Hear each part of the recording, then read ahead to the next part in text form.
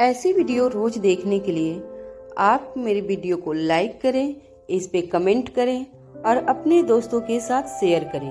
और हाँ, अगर आप इस चैनल पे नए हैं तो इसे सब्सक्राइब करना ना भूलें।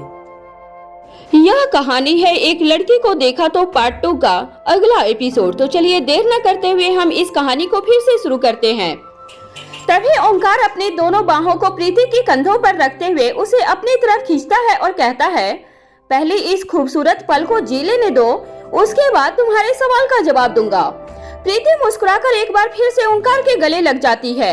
ओंकार प्रीति के चेहरे पे फैली हुई बालों की लटों को पीछे करता है और उसके माथों को चूम लेता है। फिर उसकी आंखों में आंखें डालकर कहता है, तुम्हें पता है यह 48 घंटे कैसे बीते हैं? तुम मुझे मिलने क्यों नहीं आई? क्या तुम्हें मेरी बिल्कुल भी याद नहीं आई? प्रीति ओंकार की तरफ देखते हुए कहती है, यह कैसी बातें कर रहे हो? याद क्यों नहीं आएगी? मैंने तुम्हें बहुत मिस किया। तुम अच्छी तरह से जानती हो मेरे पास अपना कहने के लिए अनिका दी और तुम्हारे अलावा कोई नहीं है। अनिका दी ही मेरे लिए मम्मी पापा की जगह पर है। मैं उनकी कोई बात टाल नहीं सकती। वैसे भी उनका लिया गया हर फैसला मेरे भले के लिए ही होता है और हो सकता है कि मुझे मारवा हाउस रोकने का उनका यह फैसला हम दोनों के लिए अच्छा ही हो। ऐसा कहकर वह एक बार फिर से ओंकार के सीने पर अपना सिर रख देती है और फिर पूछती है, अच्छा अब तुम बताओ कि तुम यहाँ तक कैसे पहुँचे? ओंकार प्रीति को अपनी बाहों में लेते हुए कहता है, भला ऐसा हो सकता है कि रोहित मारवा की सिक्योरिटी से कोई बात बाहर चली जाए?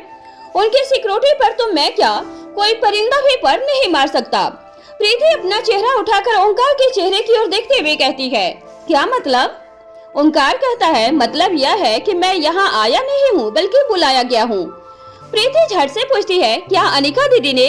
ओंकार ने जवाब दिया, नहीं, यह सरप्राइज उन्हीं के लिए प्लान किया गया था, तो उन्हें कैसे पता होता कि कहाँ जाना है? प्रीति सवाल भरी निगाहों से ओंकार की तरफ देखने लगती है। ओंकार जवाब देता है, तुम्हारे सवाल का सही जवाब है द ग्रेट मिस्टर मारवा। प्रीति को ओंकार की बात सुनकर अपने कानों पर यकीन नहीं होता है। तभी किसी के पास आने की आहट सुनकर प्रीति और ओंकार एक दूसरे से अलग हो जाते हैं। तभी मयूर गुलेरिया राजश्री के साथ वहां पहुंच जाता है। तभी राजश्री कहती है, जनाब चलकर नहीं उड़कर आए हैं, वो भी सिर्फ तुम्हारे लिए। प्रीति राजश्री की बात सुनकर शर्म से लाल हो जाती है। तभी भूमि और कौटिल्य भी वहां पहुंच जाते हैं। भूमि प्रीति को ऐसे सबकपाई स्थिति में देखकर ओंकार की टांग खिंचाई करते हुए कहती है, भला ऐसे उड़कर आने की भी क्या अहमियत? मैंने सुना है तुमने अभी तक हमारी प्रीति को प्रपोज नहीं किया है। ओंकार ने अपने ख्वाब में भी यह नहीं सोचा था कि उसके सामने इस तरह का सवाल आ खड़ा होगा। भूमिका अपनी बात को आगे बढ़ाते हुए कहती है, कहीं ऐसा तो नहीं है कि किसी और के साथ भागने का विचार है, इसीलिए हमारी लड़की के साथ अभी तक बंधे नहीं हो? भूमिका की बात सुनकर ओंकार की स्थिति ऐसी थी कि कुछ बोले तो मरे, ना बोले तो भी मरे। इस वक्त वह ऐसे शर्मिंदगी की स्थिति में था कि काटो तो खून नहीं था। ठीक इसी वक्त अनिका और रोहित भी वहां पहुंच जाते हैं। रोहित ओंकार को छेड़ते हुए कहता है, यह सच ही है, मोहब्बत को अल्फाजों की कैसी जरूरत, लेकिन बिना इजहार के भी कैसी मोहब्बत। रोहित की बात सुनकर इस बार मयूर ओंकार को छेड़ते हुए कहता है, क्या इस तरह गुलेरिया खानदान का नाम रोशन करोगे? गुलेरिया खानदान में मोहब्बत की मिसालें हैं। हम सबके आदर्श करण गुलेरिया अंकल को ही ले लो। पूरी जिंदगी अकेले निकाल दी, लेकिन किसी और को अपनी जिंदगी में आने नहीं दिया। अगर जिंदगी में मोहब्बत का साथ नहीं तो जिंदगी किसी और के नाम भी नहीं। भाई, तुम्हें खुद पर भरोसा नहीं है या अपनी मोहब्बत पर, जो तुमने उस लड़की को अभी तक प्रपोज नहीं किया, जिसके बिना तुम्हें 24 घंटे भर बिताना बिल्कुल मुश्किल हो जाता है। मयूर के मुंह से अंतिम वाक्य सुनकर ओंकार हैरान रह जाता है। उसका सर घूमने लगता है और उसे यह बात समझ आ जाती है कि वह भी हर वक्त सिक्योरिटी के घेरे में रहने लगा है। परिवार के बाकी लोगों की तरह ओंकार की भी हर पल की खबर मयूर गुलेरिया के पास है। तभी भूमिका कहती है, प्रीति एक आत्मनिर्भर लड़की है और तुम अभी संघर्ष के पड़ाव में हो। कहीं ऐसा तो नहीं कि तुम्हें डर है कि प्रीति तुम्हारे प्रपोजल को रिजेक्ट कर देगी? तभी प्रीति तपाक से जवाब देती है, मैं ऐसा क्यों करूंगी? ओंकार एक बहुत अच्छा लड़का है जो बेजुबान जानवरों का इतना ध्यान रखता हो, वह मेरा ख्याल कितना रखेगा? प्रीति की बात सुनकर सभी हंसने लगते हैं। अब तक ओंकार के चेहरे पर भी शर्मिंदगी की जगह मुस्कुराहट ने ले ली थी। ओंकार कहता है, आप सभी बड़ों की इजाजत से शुभकामनाएं में देरी कैसी? मैं बहुत दिन से इसे साथ लेकर घूम रहा था, पर मैं समझ नहीं पा रहा था कि क्या कहूँ और कैसे कहूँ। साथ में यह भी सोच रहा था कि न जाने सही वक्त कब आएगा जब मैं अपने मन की बात कह सकूंगा। अब लगता है कि वक्त आ गया है। ऐसा कहकर ओंकार अपनी जेब से एक छोटा सा बॉक्स निकालता है और अपने दोनों घुटनों के बल बैठकर उस डिब्बी को खोलकर प्रीति के आगे कर देता है। उसमें एक खूबसूरत अंगूठी थी। ओंकार कहता है, प्रीति, क्या तुम मुझे यह अंगूठी नहीं बल्कि मेरा दिल समझकर अपनाओगी? क्या तुम अपनी पूरी जिंदगी के लिए मुझे अपने साथ रखोगी? प्लीज। ओंकार के शब्दों के समर्पण को देखकर मयूर गुलेरिया का सीना गर्व से चौड़ा हो जाता है। वहीं अनिका को भी अपने भाई पर प्राउड फील होता है और साथ ही यकीन भी कि वह प्रीति को हमेशा खुश रखेगा। अनिका का प्रीति के साथ खून का कोई रिश्ता नहीं था, लेकिन प्रीति के माता पिता से अनिका का जो प्यार मिला था उसकी वजह से वह प्रीति को अपनी छोटी बहन की तरह मानती थी। इस वक्त प्रीति को जितनी खुशी महसूस हो रही थी उतनी ही शर्म भी। प्रीति का गोरा रंग बिल्कुल लाल हो गया था। इस पल का प्रीति को लंबे समय से इंतजार था, लेकिन यह क्षण इतने बेहतरीन होंगे यह प्रीति ने कभी नहीं सोचा था कि ओंकार इस तरह सबके सामने प्रीति को प्रपोज करेगा। तभी भूमिका प्रीति से कहती है, अब हाँ भी कह दो, या जितना इंतजार ओंकार ने तुम्हें करवाया है तुम भी उतना ही करवाओगी। यह बदला फिर कभी ले लेना, फिलहाल हाँ कह दो। कौटिल भी कहता है, हाँ प्रीति, अब हाँ भी कर दो। रोहित और अनिका अपनी जगह पर खड़े होकर मुस्कुराते हुए सब कुछ देख रहे होते हैं। प्रीति अपने घुटनों के बल ओंकार के सामने बैठ जाती है और अपना हाथ ओंकार की तरफ बढ़ा देती है। ओंकार प्यार से वह अंगूठी प्रीति की उंगली में पहना देता है। सभी लोग तालियां बजाकर खुशी जताते हैं। ओंकार और प्रीति दोनों खड़े हो जाते हैं। उसके बाद ओंकार रोहित मारवा से कहता है, थैंक यू जीजू, यह सब सिर्फ आपकी वजह से हो पाया। रोहित मुस्कुराकर ओंकार के कंधे पर अपना हाथ रख देता है। उसके बाद चिराग मेहता की तरफ मुड़कर कहता है, चिराग देखो, यहाँ सब कपल्स हैं और तुम अकेले। आज हम किसी बिजनेस ट्रिप पर नहीं आए हैं तो तुम्हारे लिए कोई काम भी नहीं है। चिराग मेहता कहता है, जी सर, अगर आप कहते हैं तो मैं वापस लौट जाता हूँ। रोहित मुस्कुराकर जवाब देता है, लौट जाना, हम सभी भी लौटने के लिए ही आए हैं, लेकिन पहले कुछ अच्छे पल अपनी प्यारी पत्नी के साथ बिताओ। चिराग चौंक कर रोहित मारवा की तरफ देखता है। रोहित मारवा अपना हाथ सामने की तरफ कर देता है।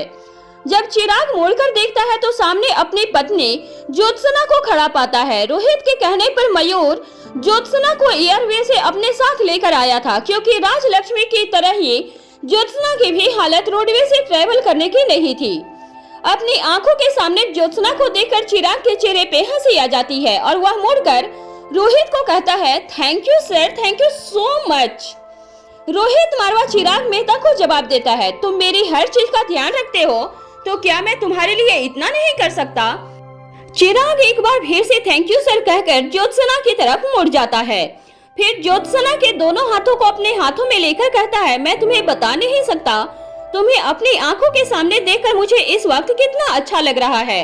मैं तुम्हें बहुत मिस कर रहा था। चिराग की बात सुनकर सभी लोग एक बार फिर से एक दूसरे की तरफ देखकर मुस्कुराने लगते हैं। उसके बाद रोहित कहता है, हम लोग पहले डिनर कर लेते हैं, उसके बाद सभी का अपना पर्सनल टाइम अपने पार्टनर के साथ करना होगा। जब सभी डिनर के लिए जा रहे थे तभी ओंकार और प्रीति एक दूसरे का हाथ पकड़कर धीमे धीमे कदमों से चलते हुए सबसे पीछे हो गए थे। ओंकार प्रीति से कहता है, यह वेस्टर्न ड्रेस तुम पर बहुत अच्छी लग रही है। प्रीति जवाब देती है, आई एम सॉरी, मुझे यह ड्रेस पहनने के लिए भूमिका दी ने मजबूर किया था, वरना मैं यह ड्रेस कभी नहीं पहनती। ओंकार कहता है, अरे नहीं नहीं, ऐसा मत कहो, सच में यह तुम पर बहुत अच्छी लग रही है। तुम आज की मॉडर्न लड़की हो, मैं तो यही कहूँगा कि तुम्हें कभी कभी वेस्टर्न ट्राई करते रहना चाहिए। प्रीति मुस्कुराकर अपना चेहरा नीचे कर लेती है। उसके बाद सभी साथ में बैठकर हंसी मजाक करते हुए डिनर एंजॉय करते हैं। जब सभी उठकर चलने लगते हैं तभी मयूर अनिका से कहता है, मुझे तुमसे कुछ जरूरी बात करनी है।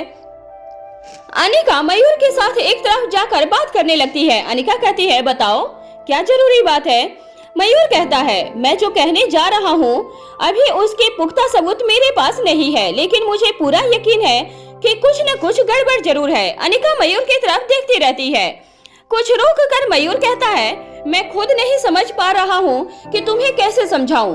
अनिका कहती है इसमें इतना सोचना क्या है, तुम्हें जो लग रहा है वह बोल दो, उसके बाद तय कर लेंगे कि क्या सही है और क्या समझने लायक है। मयूर कहता है यह बात सिद्धार्थ से संबंधित है, मुझे लग रहा है कि कुछ न कुछ गलत जरूर है जो वह पूरे परिवार से छिपा रहा है। अनिका पूछती है कौन सी बात। मयूर जवाब देता है यही पता लगाना है कि वह क्या है जिसे वह सबसे छुपाने की कोशिश कर रहा है। अनिका कहती है क्या तुम्हें पूरा यकीन है कि वह कुछ गलत कर रहे हैं? मयूर जवाब देता है मुझे पूरा विश्वास है, या तो वह कुछ गलत कर रहे हैं या फिर खुद किसी गलत का शिकार हो गए हैं। अनिका कहती है मयूर साफ साफ कहो, तुम कहना क्या चाहते हो? मयूर कहता है दरअसल बात यह है कि सारा सच पता लगाने के लिए मुझे आउट ऑफ रूल यानी कि नियमों से बाहर जाना पड़ेगा। मुझे उसकी व्यक्तिगत जिंदगी में गलत तरीके से घुसना होगा। मेरे कहने का मतलब है कि उसकी आईडी और फोन हैक करना होगा। तुम जानती हो यह मेरे बस की बात नहीं है, इसके लिए मुझे हमारे आईटी का मदद लेना होगा।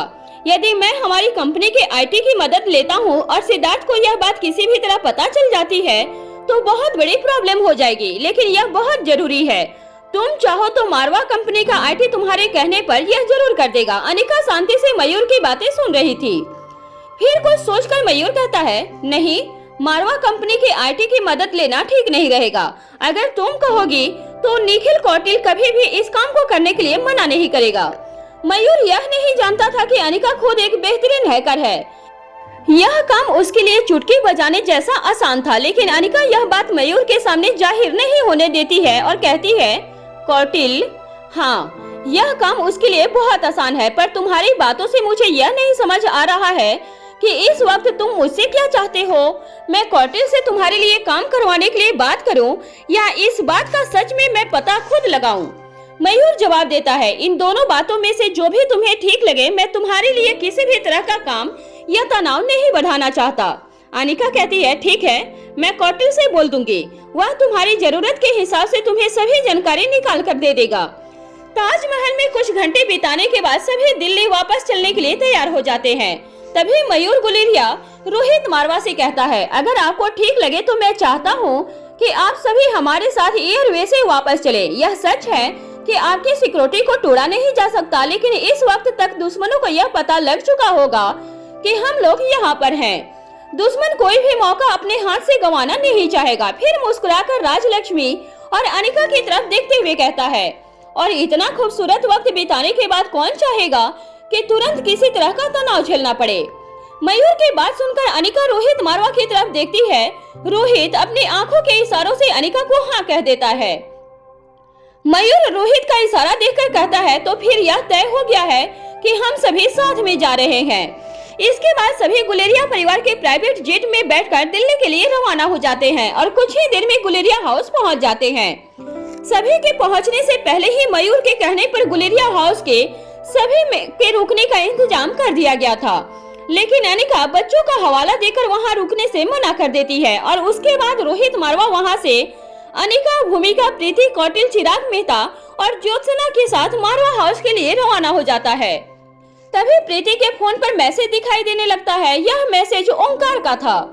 प्रीति मैसेज खोलती है जिसमें लिखा था यह मेरी जिंदगी का सबसे खूबसूरत और यादगार वक्त था।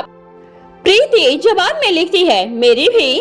ओंकार लिखता है मैं जल्दी ही हमारे बारे में मम्मी पापा से बात करूंगा, फिर हमें इस तरह आधी रात को एक दूसरे से अलग नहीं होना पड़ेगा। ओंकार का मैसेज पढ़कर प्रीति के शरीर में खून का दौरा बढ़ जाता है। उसके दिल की धड़कनें उसे अपने कानों तक सुनाई देने लगती है और उसका चेहरा शर्म से लाल हो जाता है। प्रीति और ओंकार के बीच फोन पर चल रही बातचीत की वजह से प्रीति के चेहरे के भाव लगातार बदल रहे थे। कभी शर्म, कभी मुस्कुराहट, कभी उदासी चेहरे पर दिखाई दे रही थी। यह सब भूमिका बड़े ही ध्यान से देख रही थी। जब भूमिका से नहीं रहा गया तब वह प्रीति को छेड़ते हुए कहती है क्या हुआ प्रीति, ओंकार को नींद नहीं आ रही है क्या?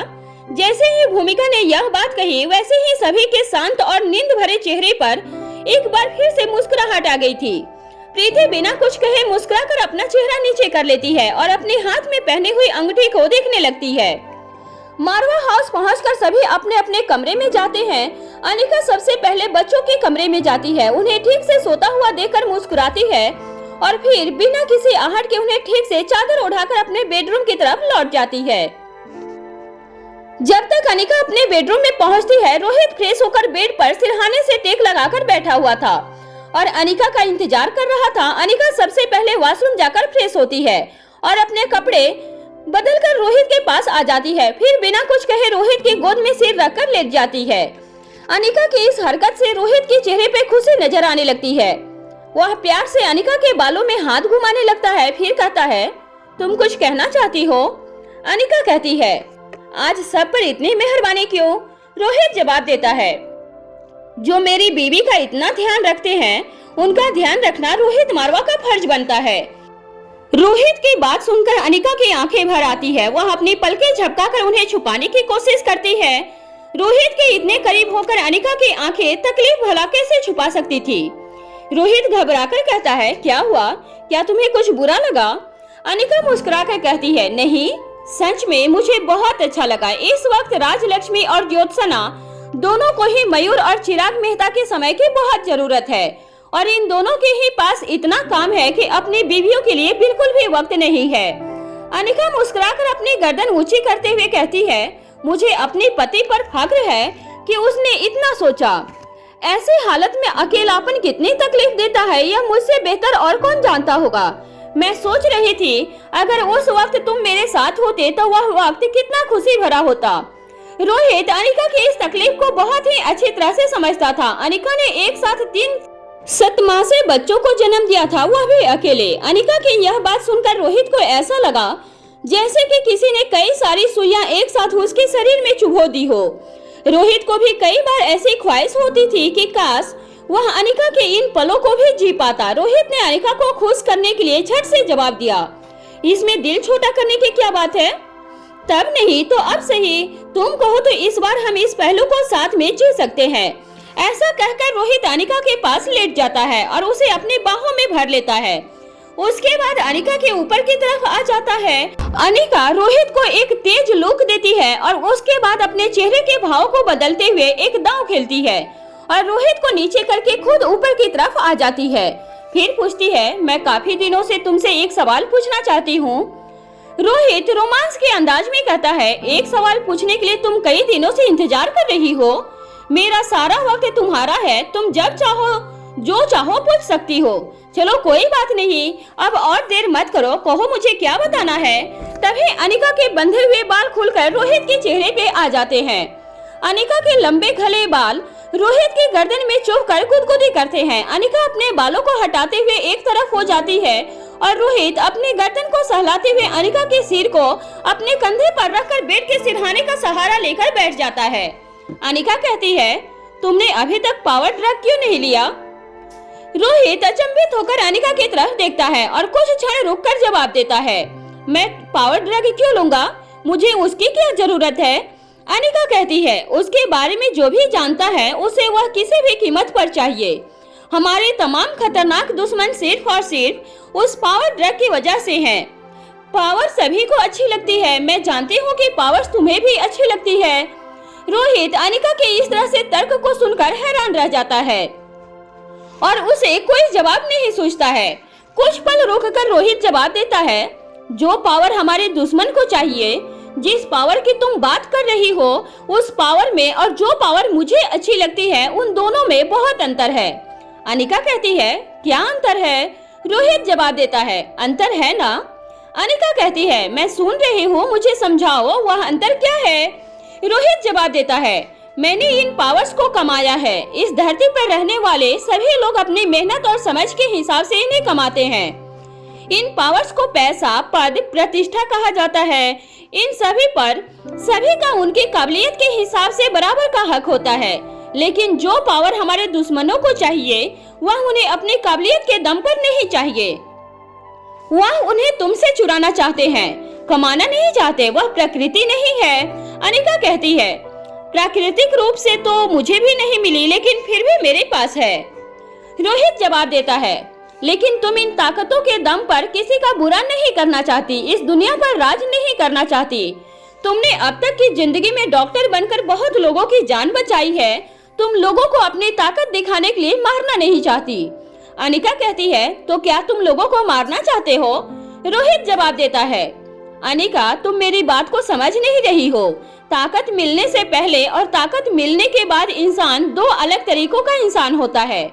मैं आज ऐसा नहीं चाहता, लेकिन इस ताकत की वजह से कल को मेरे मन में ऐसे विचार पैदा हो जाएं, तो मैं क्या उन्हें रोक पाऊंगा?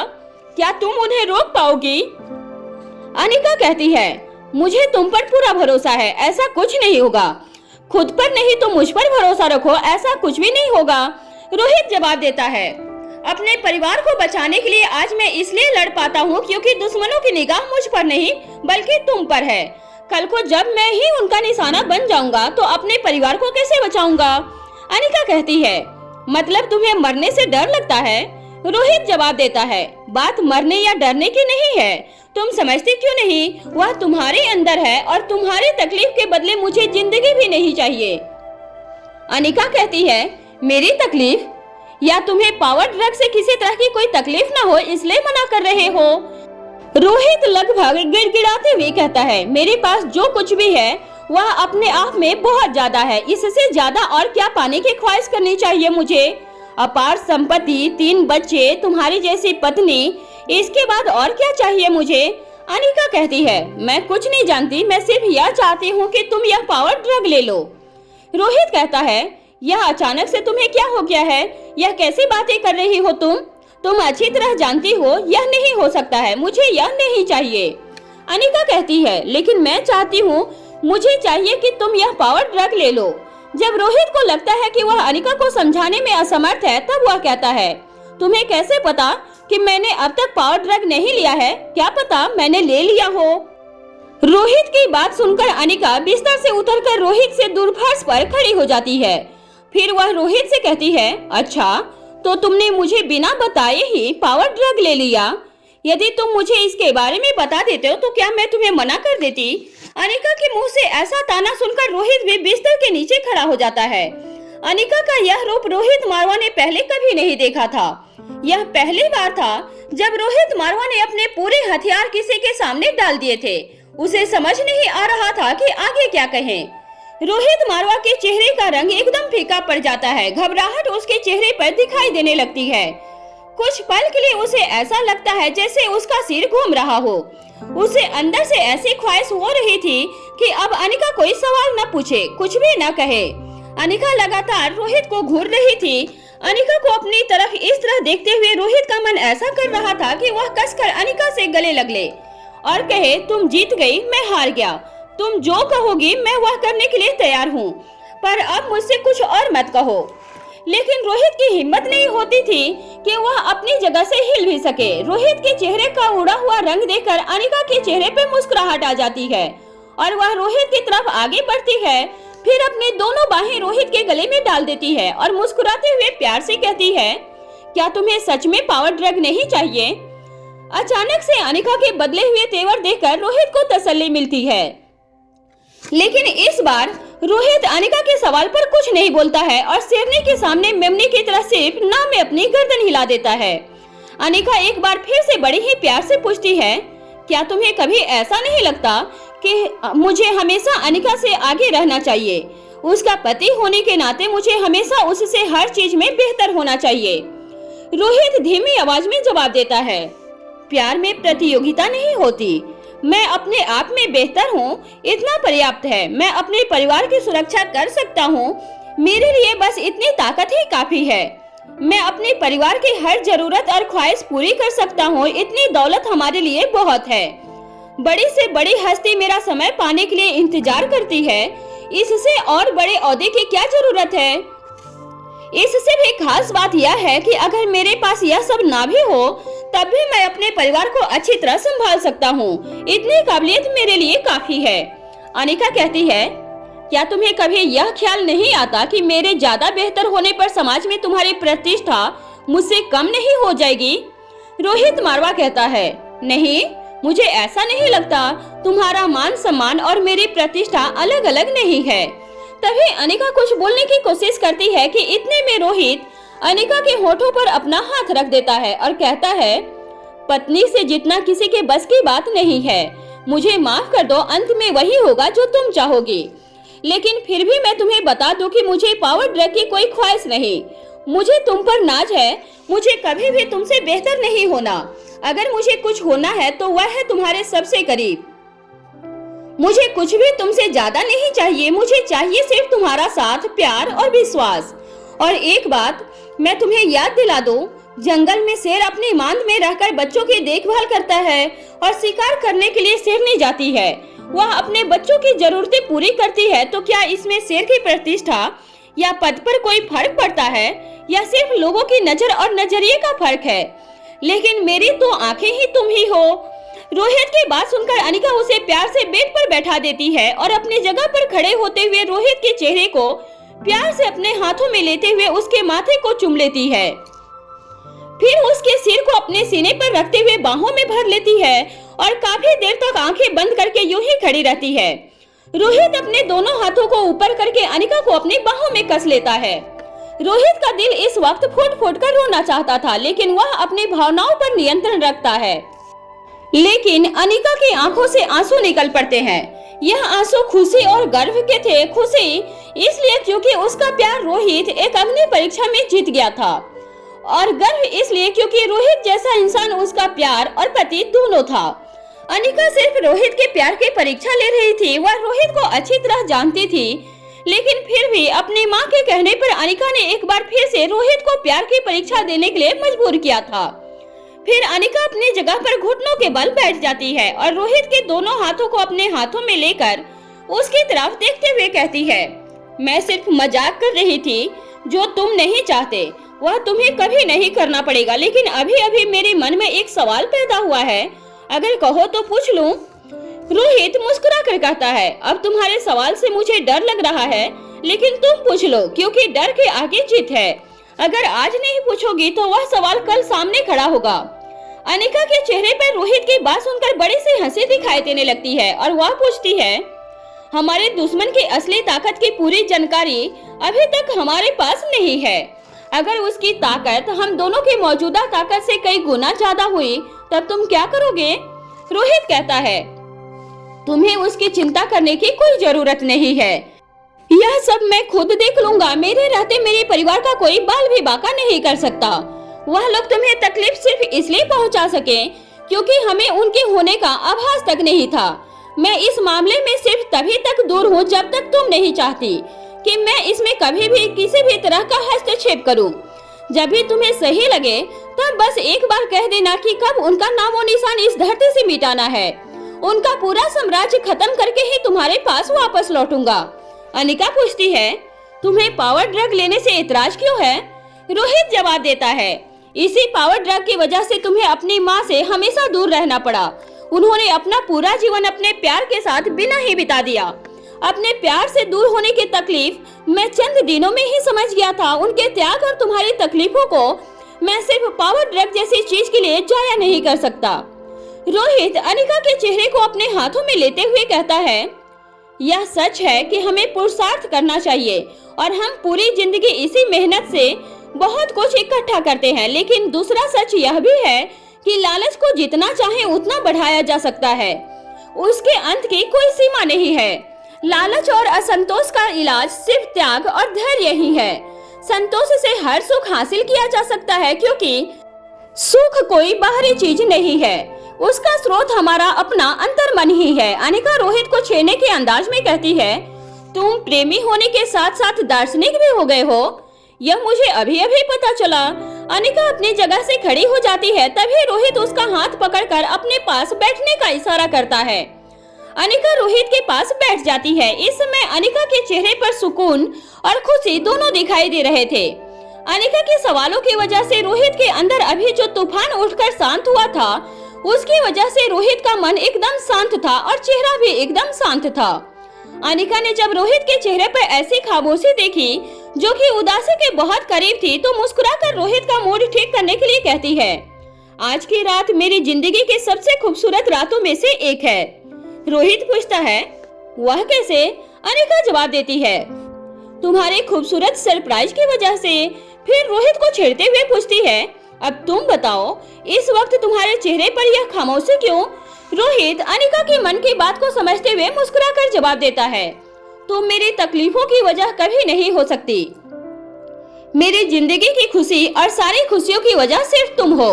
अनिका कहती है ठीक है, एक सरप्राइज तुमने मुझे दिया, अब एक सरप्राइज मैं तुम्हें दूंगी। हैरानी से रोहित के चेहरे पर मुस्कुराहट आ जाती है और वह कहता है क्या वह भी हो सकता है?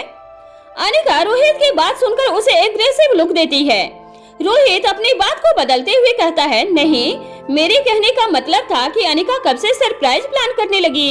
अनिका मुस्कुराती है और कहती है जरा सोच समझकर खुश होइए मिस्टर मारवा, क्योंकि मेरा सरप्राइज शॉकिंग भी हो सकता है। फिलहाल सुबह ही होने वाली है, इससे पहले कि सब उठ जाएं, अब हमें सो जाना चाहिए। अनिका की बात सुनकर रोहित कहता है ठीक है और कहकर बेड पर लेट जाता है। अनिका रोहित के हाथ पर अपना सिर रखकर उसके करीब लेट जाती है और फिर कहती है एक आखिरी सवाल। रोहित आंखें बंद किए हुए जवाब देता है क्या अभी भी तुम्हारा सवाल बचा ही है? अनिका कहती है अब पूछूं या नहीं? रोहित अपनी आंखें खोलता है और कहता है पूछ लो भाई, पूछ लो। अनिका कहती है क्या तुमने सनी के ठीक होने के बारे में सोचा है? रोहित जवाब देता है सभी जानते हैं तुम्हारे अलावा उसे कोई ठीक नहीं कर सकता। मेरे कुछ सोचने से कुछ नहीं होगा, जब तुम चाहोगी तब वह ठीक हो जाएगा। अनिका अपनी आंखों को बंद करती हुई धीमी आवाज से रोहित से कहती है क्या तुमने सोचा है जब सनी ठीक होगा तब तुम उसे क्या जवाब दोगे? इस प्रॉब्लम को कैसे डील करोगे? उसे क्या बताओगे और उससे क्या छुपाओगे? रोहित कहता है इस बात की चिंता मुझे भी है। इसके आगे रोहित ने क्या कहा अनिका के कानों में कोई आवाज नहीं गई। अनिका अपनी हमेशा की आदत के अनुसार लेटने के कुछ ही मिनट के बाद गहरी नींद में जा चुकी थी। क्योंकि अनिका रोहित के हाथ पर लेटी हुई थी, इसलिए रोहित को तुरंत पता चल जाता है कि अनिका सो चुकी है और वह भी मुस्कुराकर उसके माथे को चूमकर अपने दोनों हाथों से उसे अपने आगोश में लेकर सो जाता है। कुछ घंटों के बाद जब अनिका की आंख खुलती है तो वह अपना फोन उठाकर प्रीति को एक मैसेज करती है तुमने ऑपरेशन के लिए जिन जिन लोगों को चुना है उन्हें आज के दिन में आराम करने के लिए कह दो। यह ऑपरेशन आज रात ही होगा और तुम्हारा भी आज रेस्ट डे है, इसलिए जाओ और जाकर अपनी नींद पूरी करो। जब प्रीति यह मैसेज पढ़ती है तो उसके मुंह से अचानक ही निकल पड़ता है यह जानकर मेरी नींद ही उड़ गई है कि यह ऑपरेशन मुझे करना है, अब रेस्ट कैसे करूंगी मैं। सुबह का वक्त था। आयशा मारवा अपने केयर टेकर सावित्री के साथ बच्चों के साथ ब्रेकफास्ट करने के लिए मारवा हाउस 2 में आ जाती हैं। वह चारों तरफ निगाहें घुमाकर देखती है लेकिन उसे रोहित और अनिका कहीं भी दिखाई नहीं देते हैं। तब वह बच्चों के केयर टेकर मनीषा से पूछती है क्या रोहित और अनिका अभी जागे नहीं हैं? मनीषा जवाब देती है मैडम सुबह 6 बजे तक उनके कमरे की लाइट जली हुई थी, मुझे लगता है कि मैडम और सर सुबह तक जागे हुए थे। तभी आयशा मारवा के चेहरे पे परेशानी साफ दिखाई देने लगती है। उनके मुंह से सहसा ही निकल जाता है सारी रात सोए नहीं मतलब? मनीषा आयशा मारवा की चिंता को देखकर जवाब देती है मैडम चिंता की कोई बात नहीं है, वह लोग देर रात को करीब 3:30 बजे घर वापस आए हैं। आयशा सवाल भरी निगाहों से मनीषा की तरफ देखती है। मनीषा जवाब देती है मुझे सिर्फ इतनी ही जानकारी है कि वह लोग डिनर के लिए बाहर गए थे, शायद मारवा सर ने मैडम के लिए कोई सरप्राइज प्लान किया था। मनीषा को लग रहा था कि यह जानकर आयशा मारवा की चिंता कुछ कम हो जाएगी, लेकिन इस बात का असर उल्टा ही हुआ क्योंकि पिछली बार भी अनिका और रोहित देर रात को घर वापस लौटे थे। तब अगली सुबह उनकी आंखें रोने की वजह से सूजी हुई लग रही थी। आयशा तुरंत सावित्री की तरफ देखती है। सावित्री के चेहरे पर भी वही चिंता दिखाई देने लगती है। सावित्री आयशा मारवा का दिल रखने के लिए कहती है मैडम आप चिंता मत कीजिए, सब अच्छा ही होगा। हमारे रोहित बाबा इतनी कोशिश कर रहे हैं, आप देखना इसका रंग गहरा आएगा। आयशा कहती है मैं भी यही चाहती हूँ, ईश्वर करे तुम्हारी कही हुई बात सच हो जाए। मनीषा उन दोनों की बातें सुनकर कुछ भी समझ नहीं पाती है, लेकिन वह कुछ पूछ सके इतनी हिम्मत उसमें नहीं थी। तभी तीनों बच्चे ब्रेकफास्ट के लिए डाइनिंग टेबल पर आ जाते हैं और ठीक इसी वक्त प्रीति भी यहाँ पहुँच जाती है। प्रीति को देखकर आयशा के दिमाग में यह बात सोचती है कि क्यों न प्रीति से पूछा जाए उन दोनों के बीच अब रिलेशनशिप कैसा चल रहा है। आयशा मारवा की आंखें जब सावित्री को देखती है तो वह समझ जाती है कि आयशा मारवा क्या सोच रही है। तभी आयशा मारवा प्रीति से कुछ कहना चाहती थी कि तभी सावित्री धीरे से आयशा मारवा के कान में कहती है मैडम अभी बच्चे यही हैं। तभी आयशा मारवा अपने मन के सवालों को रोकते हुए प्रीति से कहती है मुझे तुमसे कुछ बात करनी है। ब्रेकफास्ट करने के कुछ देर बाद मेरे साथ बैठ कर जाना। प्रीति मुस्कुराकर हाँ में गर्दन हिलाते हुए कहती है, जी आंटी जी, जैसा आप कहें। तभी रिया कहती है, दादी माँ आपको पता है मॉम हमें कोई सरप्राइज देने वाली है। तभी आर्यन मुस्कुराते हुए कहता है, दादी माँ रिया भूल गई है कि मम्मी ने यह भी कहा है कि सरप्राइज शॉकिंग भी हो सकता है। तभी आयशा मारवा प्यार से बच्चों से कहती है, तुम सब अपनी दादी माँ को बताओ कि तुम्हें क्या चाहिए। तुम्हें जिस चीज की खुशी मिलती है वह तुम्हें जरूर मिल जाएगी। जैसे ही आयशा मारवा ने यह बात कही, रिया तुरंत बोली, यू आर ग्रेट दादी माँ। ठीक है, मैं सोच कर बताऊंगी कि मुझे क्या चाहिए। रिया की बात सुनकर आर्यन और अलेक्जेंडर एक दूसरे की तरफ देखने लगते हैं और फिर मुस्कुराते हैं, मानो आंखों ही आंखों में एक दूसरे से कह रहे हो कि हमारी बहन कभी कोई मौका हाथ से जाने नहीं देती। तभी आयशा मारवा आर्यन और अलेक्जेंडर से पूछती है, तुम बताओ बच्चों, तुम दोनों को क्या चाहिए।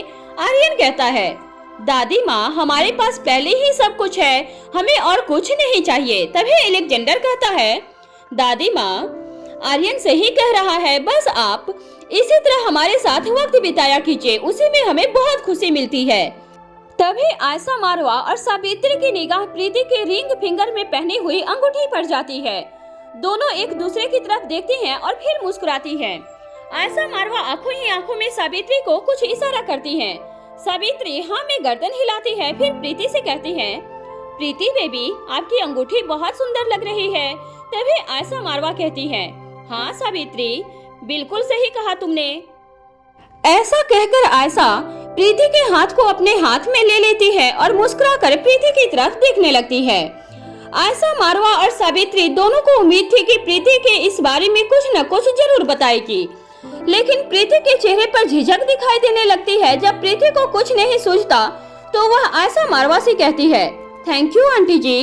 तभी रिया उत्तेजित होकर शोर मचाते हुए बोलती है, इस उंगली में तो सगाई की अंगूठी पहनते हैं। वाह प्रीति मासी, are you engaged? Who is lucky one?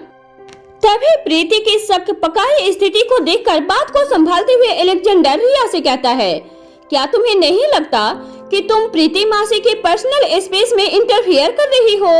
अगर उन्हें कुछ बताना होता तो वह बता देती। क्या यह पूछने की बात है? तभी आर्यन कहता है, कम ऑन रिया, सही समय पर सब पता चल ही जाएगा। तभी रिया दोनों भाइयों की तरफ अपने दोनों हाथों की हथेलियों को आगे करते हुए कहती है, okay okay, no more lecture, now let's go, I have done. ज्यादा भाषण नहीं, चलो अब चलते हैं, मेरा हो गया है। उसके बाद तीनों बच्चे वहाँ से चले जाते हैं, लेकिन प्रीति वहीं पर बैठी रहती है। प्रीति आयशा मारवा से कहती है, आंटी जी आप कुछ बात करना चाहती थी। आयशा झेपते हुए कहती है, मैं यह सवाल पूछना तो नहीं चाहती, लेकिन अब मेरे पास इसके अलावा और कोई चारा भी नहीं है। प्रीति को अंदर ही अंदर डर सता रहा था कि वह रिंग और उस लड़की के बारे में तो नहीं पूछना चाहती। आयशा मारवा स्वभाव से जितनी अच्छी थी, वह दिल की भी उतनी ही बड़ी थी। सभी का ख्याल रखना उनकी आदत थी। क्योंकि प्रीति को अनिका अपने परिवार की तरह मानती थी, इसलिए प्रीति को लगा कि कहीं आयशा मारवा उस लड़के की जांच पड़ताल तो नहीं करना चाहती। तभी आयशा ने कहा, मैं जानना चाहती हूँ कि इस वक्त अनिका और रोहित के बीच क्या चल रहा है। फिर अपनी बात को ठीक करते हुए कहती है, मेरा मतलब है कि उन दोनों का आपस में रिश्ता कैसा है, उन दोनों के बीच सब कुछ ठीक तो है ना। जैसे ही प्रीति ने आयशा मारवा का सवाल सुना, उसे बड़ी ही तसल्ली महसूस हुई और वह झट से बोली, अनिका दीदी और जीजू की जोड़ी इस दुनिया की बेस्ट जोड़ी है। सभी कपल्स उन्हें अपना आइडल मानते हैं। क्या आपको पता है, कल जीजू ने अनिका दीदी के लिए डिनर सरप्राइज प्लान किया था। क्या आप जानती हैं कहाँ पर? आयशा मारवा सवाल भरी निगाहों से प्रीति की तरफ देखती है। प्रीति अपनी बात को आगे बढ़ाते हुए कहती है, ताज में। सावित्री कहती है, ताज होटल में? प्रीति कहती है, नहीं नहीं, the wonder place Taj Mahal Agra. जिस तेज गति से प्रीति सारी बातें एक सांस में बोल गई थी, उसे याद आया कि सभी लोग यही समझते हैं कि अनिका की याददाश्त जा चुकी है और इस वक्त रोहित मारवा और अनिका के रिलेशन अच्छे नहीं हैं। तभी प्रीति अपनी बात को बदलते हुए कहती है, मेरे कहने का मतलब है आप चिंता मत कीजिए, वह मिस्टर रोहित मारवा है। एक बार जो ठान लिया वह पूरा होकर ही रहेगा। वह अनिका दीदी का दिल एक बार फिर से जीत ही लेंगे। हम सब उसके साथ है ना, कुछ बुरा नहीं होगा। आप देखना, अनिका दीदी को जरूर सब कुछ याद आ जाएगा। तभी प्रीति के फोन पर मैसेज आने की आवाज होती है। जब प्रीति मैसेज चेक करती है तो वह अनिका का ही मैसेज था। वहाँ अनिका प्रीति को मैसेज करके दोबारा से सो जाती है और यहाँ नीचे हॉल में आशा मारवा के साथ बैठी प्रीति अनिका का मैसेज देखकर वहाँ से उठ खड़ी होती है और कहती है, आंटी जी अभी मुझे कुछ जरूरी काम है, बाकी बातें हम बाद में कर लेंगे। उसके बाद जब वह मैसेज खोलती है तो उसमें उसे आज रात सनी के ऑपरेशन की तैयारी और दिन में रेस्ट करने के इंस्ट्रक्शन दिए गए थे। प्रीति वापस अपने रूम में चली जाती है। सबसे पहले वह पूरी टीम को व्यक्तिगत तौर पर सूचित करती है और साथ ही राजलक्ष्मी को भी पूरी जानकारी दे देती है। हालांकि राजलक्ष्मी आज के ऑपरेशन में भाग नहीं लेने वाली थी, लेकिन आज के ऑपरेशन के लिए सभी सदस्य राजलक्ष्मी की सलाह से ही चुने गए थे। जब अनिका की आंख खुलती है तो शाम 4 बजे का वक्त था। अनिका उठकर वॉशरूम जाती है और शावर लेकर वापस बेडरूम में आ जाती है। रोहित अभी तक गहरी नींद में सोया हुआ था। सोते हुए रोहित का चेहरा बेहद मासूम लग रहा था। रोहित को देखकर अनिका के चेहरे पर मुस्कुराहट आ जाती है। न चाहकर भी वह रोहित के पास जाकर बैठ जाती है और बेहद हल्के हाथों से पहले रोहित के गालों पर और फिर उसके बालों में अपनी उंगलियां घुमाती है। अनिका के स्पर्श से रोहित की नींद टूट जाती है। वह बंद आंखों से ही मुस्कुराता है। इससे पहले कि अनिका खड़े होकर पीछे हट जाए, रोहित तेज गति से अनिका को अपने आगोश में लेकर बिस्तर पर गिरा लेता है। इसी बीच अनिका के गीले बाल रोहित के चेहरे को ढक लेते हैं। रोहित लंबी सांस लेता है और फिर कहता है, न जाने तुम्हारे गीले बालों में कैसा असर है कि यह मुझे जब भी छूते हैं मुझे नशा सा होने लगता है। मुझे आज भी वह वक्त अपनी आंखों के सामने तैरता हुआ दिखाई देने लगता है जब तुम और मैं पहली बार अकेले बंद कमरे में थे। तुम एक टॉवेल में मेरे साथ मार्शल आर्ट के दांव खेल रही थी। अनिका कहती है, मैं तुम्हारे साथ खेल नहीं रही थी मिस्टर मारवा, उस दिन की हरकत के लिए मैं तुम्हारा कीमा बना देती। रोहित कहता है, तुम गुस्से में भी कितनी प्यारी लगती हो। मैंने तुम्हें कभी बताया नहीं कि मैं उसी दिन से तुम्हारा मुरीद हो गया था। तुम्हारा चेहरा मेरी आंखों के सामने से हटता ही नहीं था।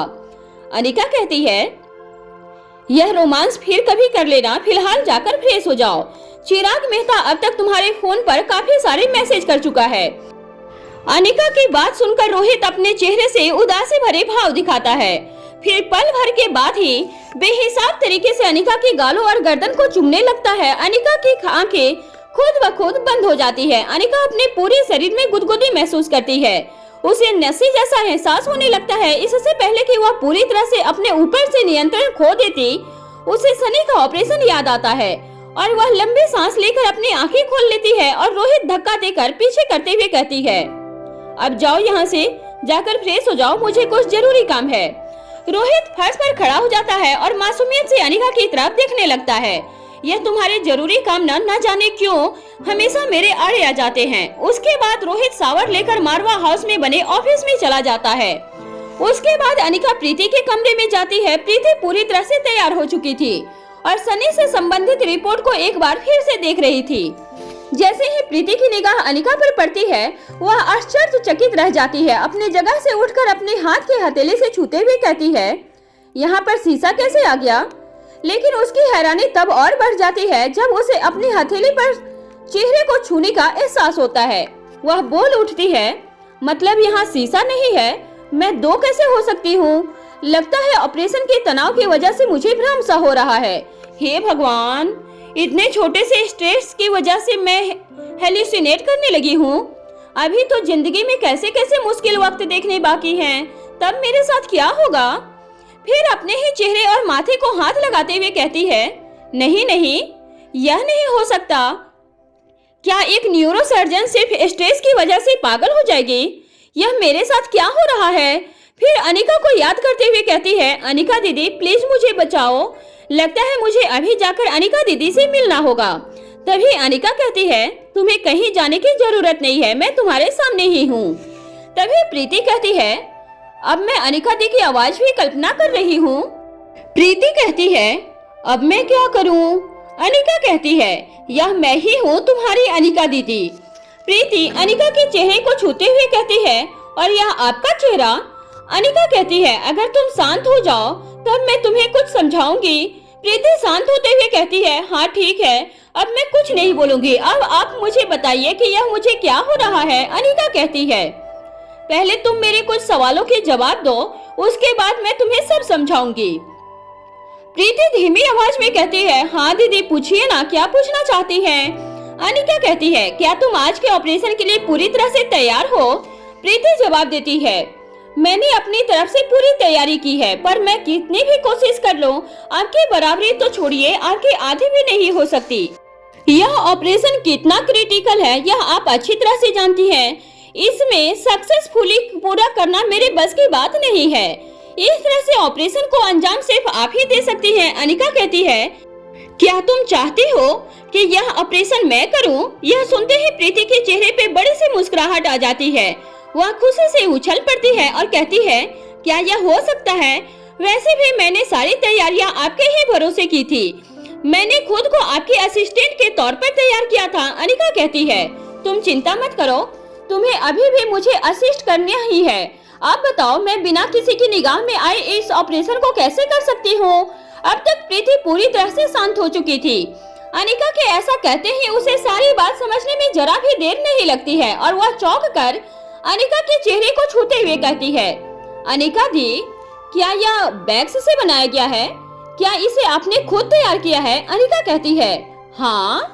इससे पहले कि अनिका आगे कुछ कहती, प्रीति फिर से खुशी से झूमते हुए आगे कहती है, अनिका दीदी, आप जादूगर हैं। इस पूरी दुनिया में आपका कोई मुकाबला नहीं। यह मास्क तो बिल्कुल हूबहू मेरे चेहरे जैसा है। मैं खुद नहीं पहचान सकी तो कोई और आपको कैसे पहचान सकेगा? मैं आपको बता नहीं सकती कि इस वक्त मैं कितनी खुश हूँ। मेरे सिर से कितना बड़ा बोझ उतर गया है। इस पर अनिका कहती है, बड़े बुजुर्गों का कहना है, हर सिर पर सवा सिर है। ईश्वर की कायनात जरूर मुझ में बेहतर ही कोई न कोई है। बस जब तक हम उससे मिले नहीं तब तक हमें यकीन नहीं है। फिर प्रीति कहती है, पर अनिका दीदी, आपने यह चेहरे का इंतजाम तो बहुत बढ़िया किया है, लेकिन आवाज का क्या करेंगे? अनिका कहती है, इतने कम वक्त में वोकल सिस्टम का इंतजाम नहीं किया जा सका। जो किया जा सकता था वह मैंने कर दिया है। अब बाकी सब तुम्हें खुद संभालना होगा। प्रीति कहती है, दीदी मेरी सांसें अटक रही है, मुझे साफ साफ बताइए कि मुझे क्या करना है। अनिका कहती है, तुम और मैं दोनों ही ब्लैक मास्क लगाकर अपना चेहरा ढक कर रखेंगे। अगर इस अपनी तरफ हाथ करते हुए प्रीति से कोई भी कुछ पूछेगा तो मैं सिर्फ उसकी तरफ देखूंगी। प्रीति बात को पूरा करते हुए कहती है, और उसका जवाब असली प्रीति यानी कि मुझे देना होगा। अनिका कहती है, वेरी स्मार्ट। प्रीति मुस्कुराकर कहती है, यह काम थोड़ा मुश्किल है पर मैं संभाल लूंगी। अकेले ऑपरेशन करने के मुकाबले मुझे यह करना मंजूर है। मेरी तरफ से कोई गलती नहीं होगी मैडम। अनिका कहती है, अब और देर करना ठीक नहीं, तुम जल्दी से मास्क और दुपट्टे से अपना फेस कवर करो। प्रीति अपना चेहरा ढकते हुए कहती है, अनिका दीदी, और आपकी हाइट का क्या करेंगे? अनिका कहती है, इसके लिए परेशान होने की जरूरत नहीं है। तुम हमेशा हाई हील पहनती ही हो, उन्हें पहनकर मेरी लंबाई के बराबर की हो जाती हो। इसके बाद अनिका अपनी गाड़ी को खुद चलाकर प्रीति को साथ लेकर अस्पताल के लिए निकल पड़ती है। प्रीति गाड़ी में बैठकर सारे रास्ते यही सोचती रहती है कि अस्पताल जाकर वह किस तरह बिना पहचान में आए सारी व्यवस्थाएं करेंगी। हालांकि वह अपने स्टाफ को फोन पर पहले ही सभी निर्देश दे चुकी थी, फिर भी वह किसी तरह की भूल नहीं करना चाहती थी। इसके लिए उसके दिमाग में बारी बारी से सारी चीजें घूम रही थी। कुछ ही देर में वह दोनों अस्पताल पहुंच जाते हैं। प्रीति के दिए गए निर्देशों के अनुसार पूरी टीम पहले से ही सनी को लेकर ऑपरेशन थिएटर में मौजूद थे। प्रीति और अनिका भी खुद को सैनिटाइज करके वहां पहुंच जाते हैं। पहुंचने के बाद प्रीति के भेष में अनिका अपने दोनों हाथों को फोल्ड करके शांति से खड़े होकर सनी के सभी बॉडी रिस्पांस को ऑब्जर्व करती है। उसकी pulse rate, heart beat, blood pressure आदि सभी को मॉनिटर करने के बाद सनी से संबंधित सभी ताजा रिपोर्ट्स को भी एक बार देख लेती है। फिर प्रीति की तरफ देखकर इशारा करती है और अपना मास्क ऊपर कर लेती है। उसके बाद अनिका अपनी टीम के सभी सदस्यों की तरफ अपना चेहरा करके खड़ी हो जाती है और सिर्फ बोलने की एक्टिंग करती है। तभी उसके पास में खड़ी प्रीति अनिका की तरफ चेहरा किए हुए कहती है, आप सभी के पास 5 मिनट हैं। उसके बाद हम ऑपरेशन शुरू करेंगे। वैसे तो हम इस केस पर डिटेल्स में बात कर चुके हैं, लेकिन फिर भी अगर किसी के मन में कोई भी सवाल है तो वह अभी पूछ सकता है। तभी ऑपरेशन थिएटर में राजलक्ष्मी पहुंच जाती है और कहती है, डॉक्टर प्रीति, मुझे उम्मीद है कि ऑपरेशन की तैयारी में कोई कमी नहीं रही होगी। आपने सभी तैयारियों को चेक कर लिया होगा। अनिका अपना मास्क लगा हुआ चेहरा राजलक्ष्मी की तरफ कर लेती है और प्रीति अपना चेहरा नीचे करके जवाब देती है, doctor thank you so much. Doctor आपका बहुत धन्यवाद, आपने हमारी काफी मदद की है। राजलक्ष्मी मुस्कुराते हुए जवाब देती है, फॉर्मेलिटी की जरूरत नहीं है, मुझे श्रेया मैडम के थेरेपी के लिए एक बार गुलेरिया हाउस जाना होगा। उसके तुरंत बाद मैं वापस लौट आऊंगी। मैं इस ऑपरेशन में भाग नहीं ले रही हूँ, लेकिन इसका मतलब यह नहीं कि मैं अपनी जिम्मेदारी से मुंह मोड़ लूंगी। वैसे भी यह अनिका मैडम के परिवार का मामला है। आज रात मैं हर वक्त यहीं मौजूद रहूंगी। वैसे तो मैं जानती हूँ कि तुम्हें मेरी जरूरत नहीं पड़ेगी, लेकिन अगर तुम्हें किसी भी पल ऐसा लगे कि मेरी किसी भी तरह की जरूरत है तो बिना किसी झिझक के तुरंत बुला लेना। अनिका अपना मास्क नीचे करती है और मुस्कुराकर हाँ में गर्दन हिला देती है। तभी राजलक्ष्मी को पक्का यकीन हो जाए कि उसके सामने प्रीति ही खड़ी है। राजलक्ष्मी मुड़ जाने वाली लगती है, तभी कुछ सोचकर रुक जाती है। राजलक्ष्मी के रुके हुए कदमों के साथ असली प्रीति की सांसें भी यह सोचकर रुक जाती है कि न जाने अब क्या होगा।